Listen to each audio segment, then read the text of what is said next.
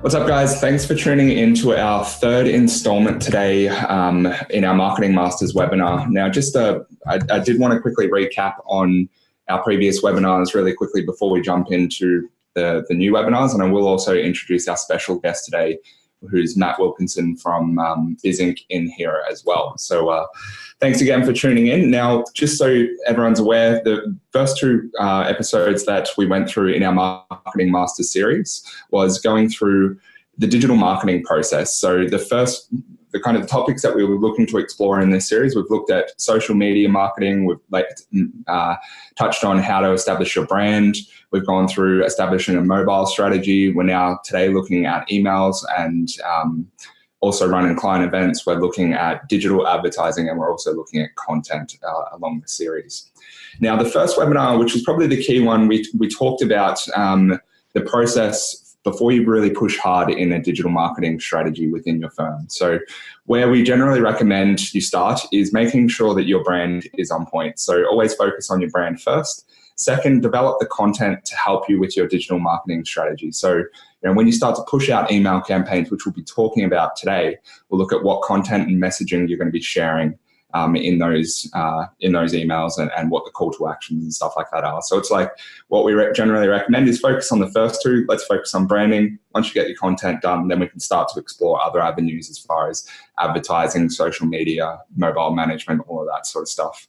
In our first series, we did share some success stories on some firms, some of our partners that have gone through a rebrand in their business and stuff like that as well. I won't spend too much time on this today, but if you do want to learn a little bit about that, definitely have a look at the recordings that we've got on our landing page around Marketing Masters, and we talk a little bit about that strategy. The second topic that we covered in our Marketing Masters webinar was looking at developing a mobile strategy. So we looked at essentially the process, first off, the impact of mobile and why businesses these days should be focusing on how they engage with clients in a mobile manner as well. So we talked a little bit about that. Okay, so in today's webinar, we've really got, I'll start from the start. So we're going to be covering off on two topics. We're going to be looking at events, and we're also going to be looking at email marketing. So when we talk about events, we're looking at if in your own firm you're looking to host an event with your clients, or maybe even sponsor an event. I'll share some stories that some of our partners have gone through with running events. And then the second part of today's session, we're going to be looking at email marketing. Now, with me today, I do have Matt Wilkinson, the founder and CEO of BizInc. Now, Matt, can you jump in and say hello to our guests? Hey, thanks, Jeremy, and hey, everyone. Great to be here today. Thanks for having me along. Good. Thank you for joining us, Matt. Yeah, no problem. And that's not a picture of me, a bit of a better image. If you want to flick my webcam on, I'm happy to do that. But I don't know if that might be a bit of a dubious pleasure for our guest today. Yeah, no, that's all right. Just so everyone's aware, he's actually sharing a photo of Steph, who's in our marketing team here, on his webcam. But that's fine. Cool. So do you want to just give everyone a little bit of a background of what BizInc is and how you're helping some of our partners in the marketing space as well? That's right. It looks like Matt's maybe dropped out here, but I'll just fill everyone in really quickly. So about 6 months ago, Matt Wilkinson and the team at MyProsperity kind of got together. Matt runs a advertising business and marketing and website development business up here in Brisbane that specialises in helping accountants and financial planners get their branding up to date, help with their website development, help with marketing and campaigning and stuff like that as well. Just to share essentially where we see a bit of a partnership with the guys at BizInc is essentially that what a lot of our partners do when they sign up with MyProsperity is they put a landing page on their website which helps promote the personal wealth portal. So that's where the synergy is with the guys at BizInc, and the guys at BizInc actually have some really cool templates to help you guys with that. For instance, this is one of his partners and our partners here. We've got a bit of a landing page and we've put some of the branded content on here and stuff like that, which is designed to help you in your firm promote the personal wealth portal. As a part of his process of creating the landing page, has obviously helped this partner out with their website as well. So it's just helped bring it into the 21st century, and it's helped with some branding and content and stuff like that as well. So they run a fantastic business, and they'll definitely be able to jump in and help you guys out if you are looking to go through and update your websites. and working with someone that's specialized in the accounting space as well. All right, so we really quickly talked about kind of the aspects of digital marketing that we've covered off on the series today. Now, for today's agenda, we're looking at events and email marketing, as we mentioned before. And the two aspects that we're going to be looking at are running an event in your firm and then sponsoring an event, which I'm sure some of you may have already done, or maybe you're looking to introduce that into your firm as well. Now, I've really just broken it down into two sections. You can either run an event or you can sponsor an event. Running an event is great for existing clients. Generally, in our firm, it was quite hard to get new leads into an event, purely just because we didn't have the rapport with them, and it was hard to kind of motivate a person that we didn't know to come into our business to spend a little bit of time or come to one of our events to engage as well. So running an existing event is great. Running an event is great for existing clients. Now, that doesn't mean that you're not selling to them. It may be that you're selling additional services. I know that within our firm, we used to run a workshop on how to increase your business value in our accounting firm as well, and also in the financial planning. We talked a little bit about cash flow management in some of the events and stuff like that as well. So, running events can be fantastic for existing clients. Now, sponsoring an event, you would want to do that generally to generate new leads within your business. So the reason why you would jump into an event is essentially to maybe connect with some new leads, and we'll take a look at the aspects there as well. So first off, if you're hosting your own event, it's great for showcasing your full firm's offering. So that's making sure that your clients are aware of everything that you possibly can help with. It's also a great way to obtain feedback from your existing clients. Obviously, that that group session time with them, you're going to get a lot of feedback from them and learn a lot about them. Also, it's good for getting a detailed message across, all right? So I think we can all agree in this day and age, it's very hard to push out marketing to people and get a detailed message across. And sometimes it's you need to have a workshop setting to help flesh out these opportunities and flesh out the discussions correctly. It's going to help you build stronger relationships with your clients. It's going to help you get more client loyalty, obviously bring you and the client closer. And really the sixth aspect here, which I would say that we found a lot of success with our events, were in the staff space. And it's not usually something that we quantify when it comes to events, but essentially it was good that when we ran an event with our clients, I was bringing in staff members from the firm. They were doing their little pitch on their section of the business and their offering and how they could help. And it actually just helped them connect a little bit more with the business and align to the business goals as well. So definitely don't discredit the pros of obviously having your staff engaged with an event, and try to get them engaged where you can as well. Now, talking about the event planning process. Now, generally, this is a pretty simple process that you can follow through if you're looking to run your own event. If you guys are looking to run an event which is centered around My Prosperity, which we do see a lot of our firms do, also please reach out to the My Prosperity team. We're here to help you and sponsor you with these events. If you're in some of the main cities, we do have partner enablement managers that can come out to your firm and can help you set up these events and also help you with content and running the events. We're definitely open to helping out in this space. And we've been doing some fantastic work in this space with a lot of our partners to date as well. So the first thing that you'll want to do when you're setting out an event is define a goal. So what is the goal? Why are you running this event? What's the whole point of running this event? Is it to sell an additional service? Is it to help educate clients? Whatever it may be, just define the goal of what you're trying to achieve here. Second is set a budget. Okay, so how much do we want to spend on this event? And trust me, it can get out of control. I know that with some of the client events that we ran, we did the first couple of, it was quite tricky, and it cost us quite a bit of money to run those events. So set a bit of a budget. It doesn't have to be too detailed, just kind of, how much do we roughly want to spend on this? Third, choose a location. So, where your intended audience, where do you think they'll be based? I know one of our partners up here in Brisbane, they run a workshop in each of the main cities because right now they're trying to expand, and they have essentially set up a a workshop in each of the main cities because they know that they can't just run one workshop in Brisbane because they're targeting new clients across Sydney and Victoria and stuff like that as well. So choose your locations.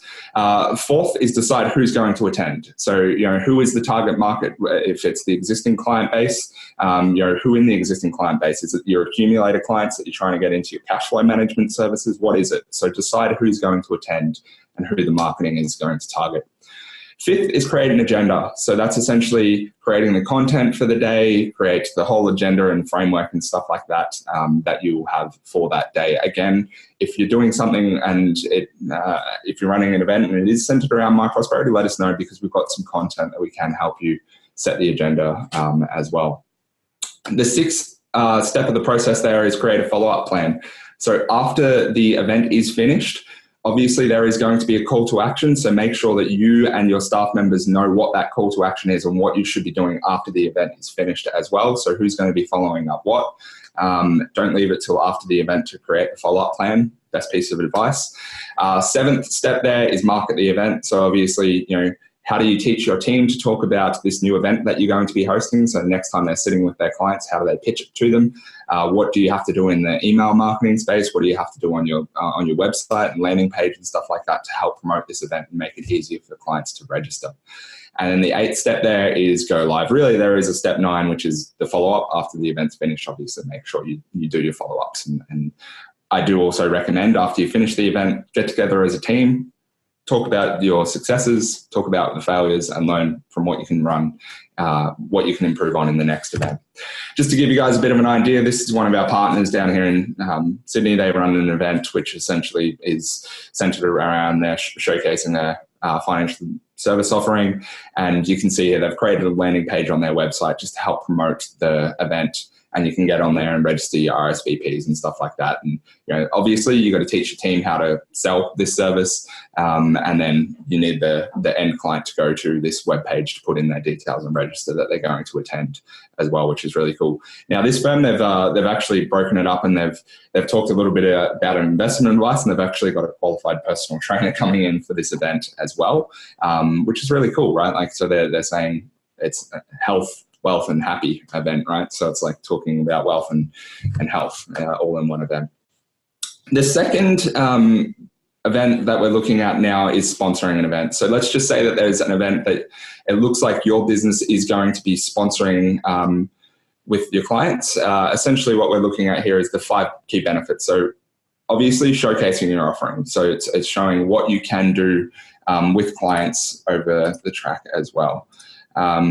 Oh, sorry. Let me just go back one.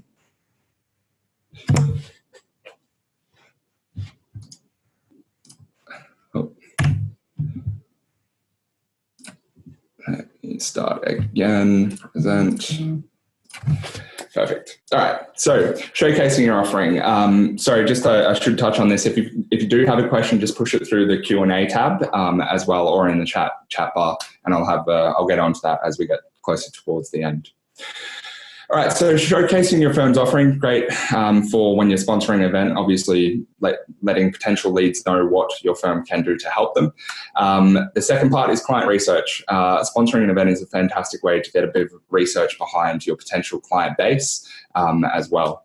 The third is building a leads funnel. Now, this is something that a lot of accounting firms and financial planning firms struggle with, is actually trying to build a leads funnel that you can start to push your email marketing and content out to is very, very important as well. So, you want to create those mailing lists of leads that you want to try and generate. And My Prosperity, the software will help you build a leads funnel in some other aspects as well, which is really cool. Fourth is industry partnerships. Don't discredit that. It's obviously good to make sure that you're building connections in certain industries and partnerships, and it can pay to just get out there and sponsor your partners and sponsor their events, just so that you're driving alignment closer to them, building relationships with them. And then the fifth there is client loyalty. Again, there's nothing more beneficial than meeting a person in face and establishing that relationship one-on-one with them there as well. Okay, so the process for sponsoring an event, very similar to the last one, is obviously not going to cost as much to sponsor an event as it would to host it, depending on whether you plan on charging your clients to attend your own event. But first off, define the goal. Why are we sponsoring this event? What are we trying to do? We're trying to create new leads, whatever it may be. Second is setting a budget for that event. How much do we want to spend? Third, creating a key message. So what is it that what is the message that we need to have on the stand? And this is very, very important for the management team to do. And that's going to relate to the fifth step here, which is coaching the team. So fourth, deciding who's going to attend that event. So who in your team is going to be there on the stand and attend this event, and who do you need to get trained up? Fifth is the coaching. So teach everyone how to, I would recommend getting younger people involved. You can see here this firm, they've got some of the younger staff members to come along to this event. Teach them the elevator pitch. Everyone should know how to pitch the service of the firm across to the clients that are coming or potential clients that are coming along as well. So teach the team how to coach. 6 is the follow-up plan. So obviously after the event is finished and you've built this leads database, how do we market to them and convert them from a lead to a client, right? So what is our service offering? Also, I would recommend build some collateral for these events. It's always cool. I know that I've got a little stress ball here, which I've obviously got going along to an event someday. It can pay to just have a person's name just sitting on a client's desk, right? And like you just being front and center with them. So spend a little bit of time on collateral, pens, whatever it may be. There are some really cool options for collateral these days. I'm sure if you've gone to the Xerocons of the world and stuff like that, you've got collateral from some of the add-on partners that are there as well. And then 7 is the attend the event. Obviously, after the event finishes, make sure that you've executed your follow-up plan. Again, meet as a team, review the event, what went well, what didn't go well, what could you do more, what could you do better next time to improve as well. But yeah, just giving you an idea again, a firm over here is sponsoring an event and they've essentially just targeted talking about their accounting services in this franchisee event, which is really cool as well. All right, so before we move out of events, are there any questions that you wanted to raise while we're still kind of in this topic? No, Matt, if you're there and you can hear me, feel free to jump in too. No, I think they were really good points. I'd just say that you can't beat face-to-face. Obviously, we've got digital marketing, we've got websites and all of those things, social media. But at the end of the day, you're probably going to have to meet with somebody before you can convert them into a client. So nothing beats face-to-face, whether that's attending events, doing your own events, going to conferences, just getting in front of people is so important because people buy from people. Yeah, that's 100%. It's interesting to hear that from a person that's created a marketing business, right? So it's like to hear someone come out and say, we're still going to help you in the digital marketing space, but never discount the face-to-face, when it comes to marketing with your clients as well. So it's going to be many aspects to draw a lead into your business and into a client as well, which is really cool. One of the questions there was if you are looking to run a My Prosperity based event, do we have materials and stuff like that we can give to you guys? Definitely. I've got a lot of content that I can share with you guys to help. I've got slide decks, all of that sort of stuff that you can use to pitch the personal wealth portal to your clients if you're going to make it a topic within your webinars as well. So just reach out to the My Prosperity team, your partner enablement managers. Again, the offer's out there if you want us to sponsor an event and come in and do a bit of a presentation directly from the My Prosperity team. Generally, if you're based in a local city, we're willing to help in that aspect as well. Question was there, do we have... will the webinar be available after we finish? Yes, we are recording this webinar as well down the track. Okay, cool. So the next topic that we're going to move on to now is email marketing. Now, I'm sure that we've all received marketing email communication from industry add-on partners and obviously anyone that somehow gets access to our mailing list. So we're just going to look today on how to do it well. Now, I've just broken it down into 6 key aspects of why you want to go through email marketing. Now, engaging with new leads. It's a great, cheap way to engage with leads. Now, even if a client's not responding, a lead's not responding to an email, it still pays for them to receive an email from you saying Jeremy Johnston, even if they haven't opened it up, right? Like, it just keeps your name front and center in their mind, and you are seeing it there as well. So definitely it's good to just have some email marketing just to engage with people, to keep them remembering that you exist. It's hard enough for people to remember that their accountant or financial planner exists across the board as well. It's going to help you improve your conversion rate. Obviously, again, that drip feed, it's going to help you turn that lead into a client if you're continually in contact with them and they are seeing value from you. In that aspect as well. It's a cheap form of marketing. In the next slide, we talk about how cheap it is and the ROI. Obviously, the frequency of communication, again, it's just keeping you front and center. The other part, it's very easy to track engagement with emails as well. And I'll talk a little bit about how important it is to review reports after you've sent out an email marketing campaign to your clients as well. And the last one there is, it's good for getting a message, a short message across to a client. Try not to make your emails, too long and too long-winded. You'll lose a person's attention from those emails as well. Matt, do you have any other aspects of email marketing that you'd like to chuck in there as well? I'd just reiterate how important it is. I mean, if you think about it, everybody has an email address.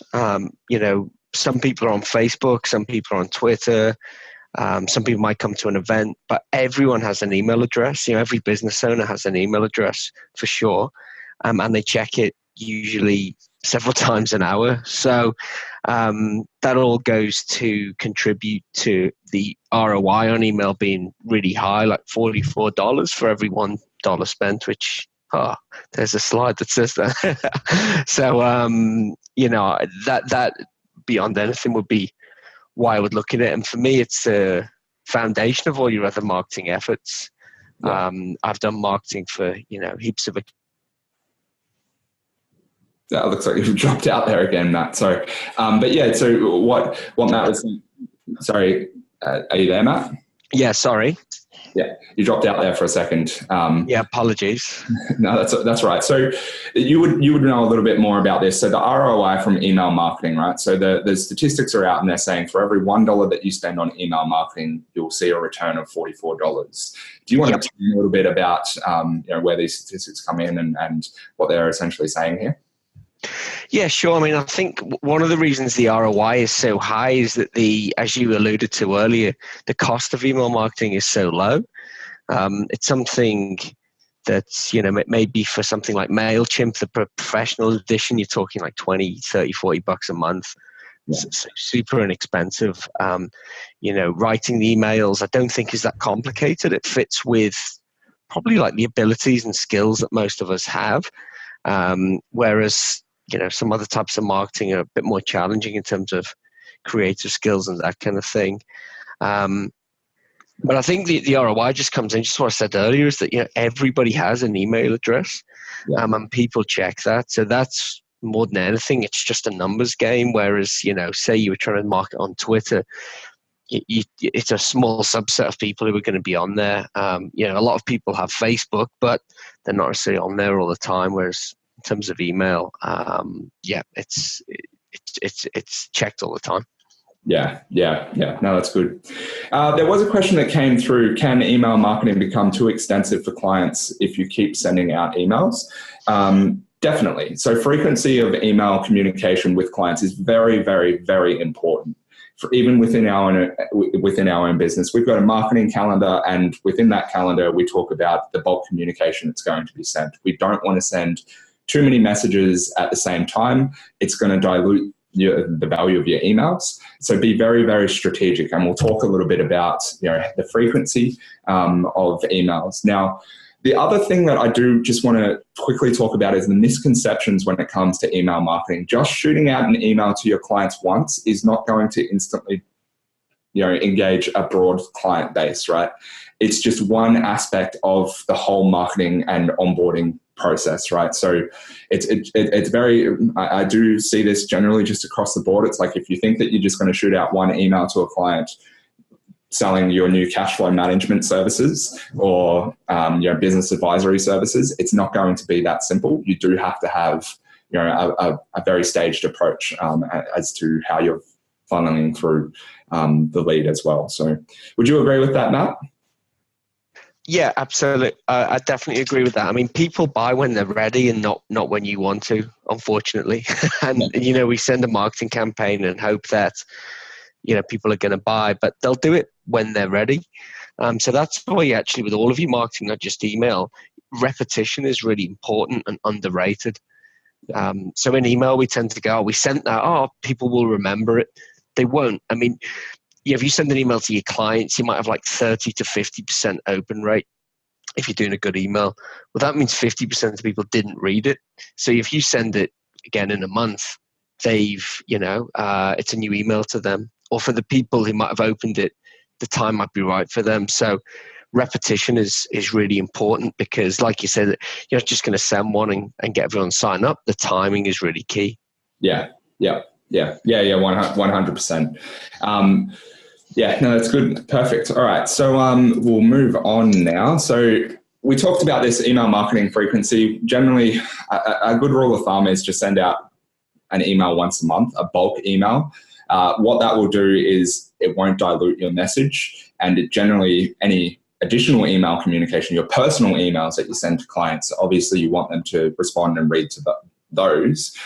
So make sure that if you are sending your marketing from your own personal email address, try just once a month as well. Establish a marketing calendar, and I know the guys at Bizink can help you with a marketing calendar. It can be very, very simple. In our firm, we just had January, February, March, April, May, June, July, blah, blah, blah. And each month we had a different topic that we wanted to focus on. We also, when you're establishing your marketing plan, take into account what you're trying to achieve. For instance, if you want to talk to your clients about tax planning, you obviously want to do that close to May, or there's no point sending a tax planning email to your clients in December, right?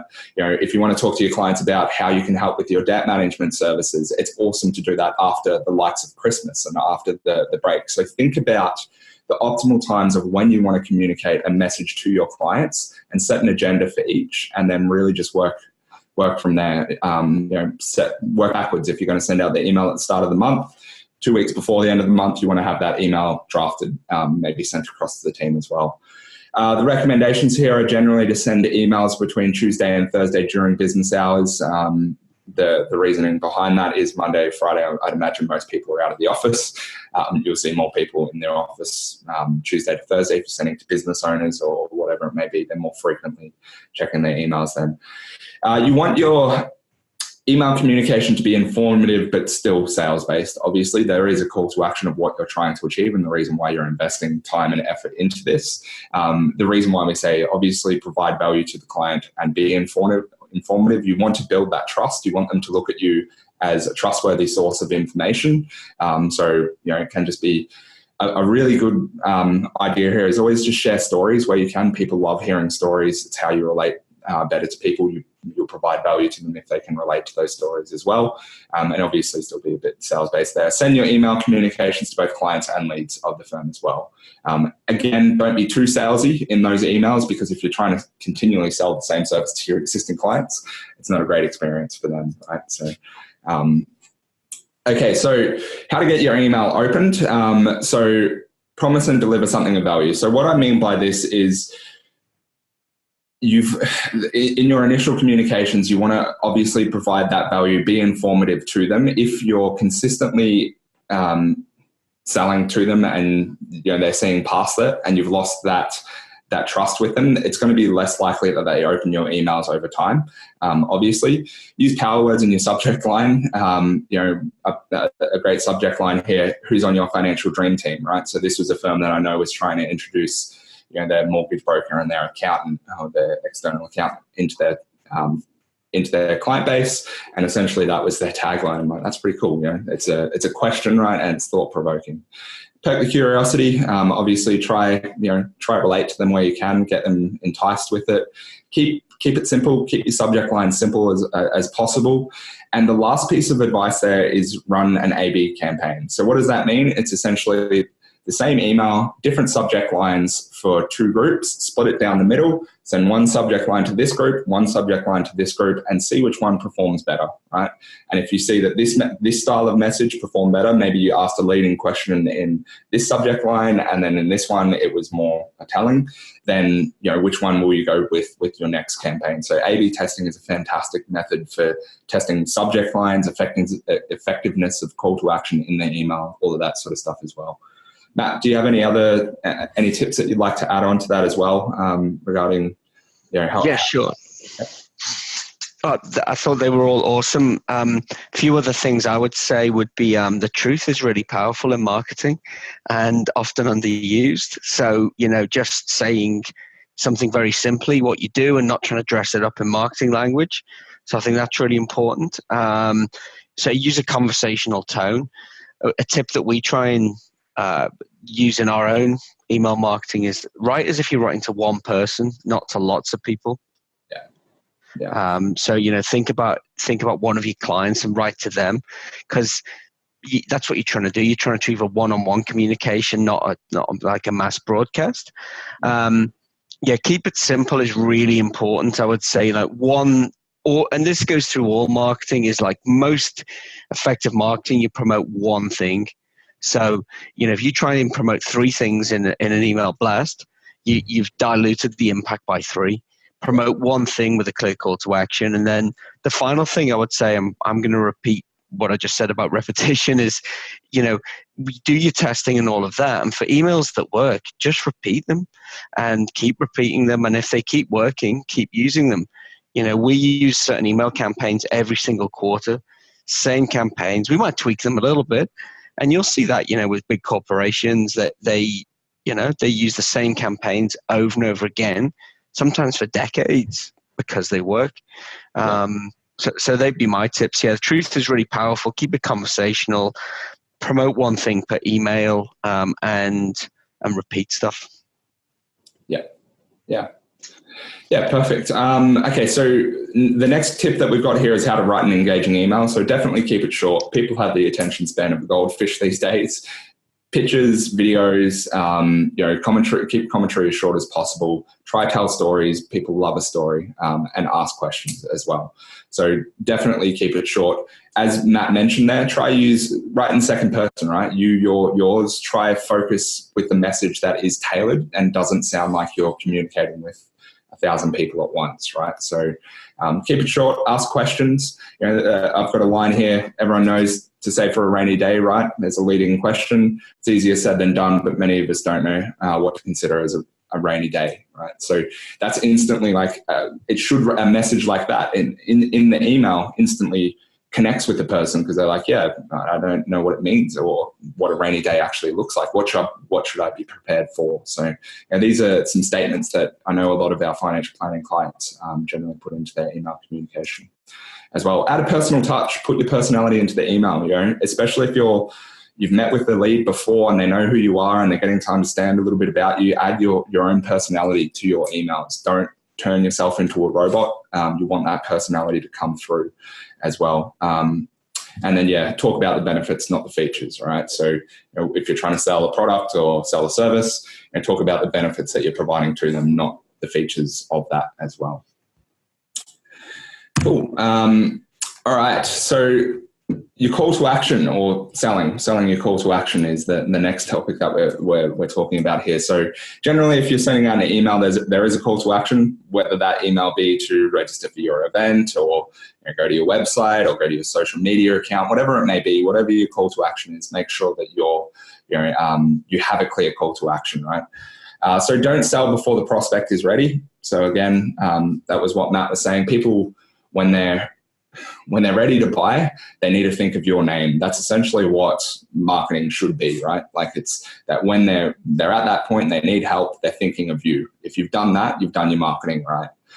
Show what they'll miss out on if they fail to act. So create a sense of urgency. FOMO, fear of missing out, can generally help in that particular aspect as well. Present a deadline. I know that some good marketing sales emails that I receive, it's like, if you don't act before this date, it's going to be this price or whatever it may be. Make sure you insert your links and options and track those clicks, and then also have clear call to action. This is just an example of our wealth reports that are sent out of the personal wealth portal. You can see here that we've got an emotional connection. We're saying to them, the net worth has changed and decreased. And you can see our call to action is very, very clear at the start there. We've got some photos in there, and we can see that 89% of people, or 1,300 clients, clicked view the wealth report in this particular aspect. So really cool to show how clients are engaging, and we'll talk about reports in a second. Anything else that you'd like to add to that, Matt, regarding call to actions on emails? No, I think that's really pretty comprehensive. I think, just again, keep it simple and just have the one call to action. Sometimes I see that people do an email and they're like, download our ebook, sign up for a meeting, buy this, and you're just diluting the message. It's better to just do like one email, one call to action generally. Yeah, definitely. Cool.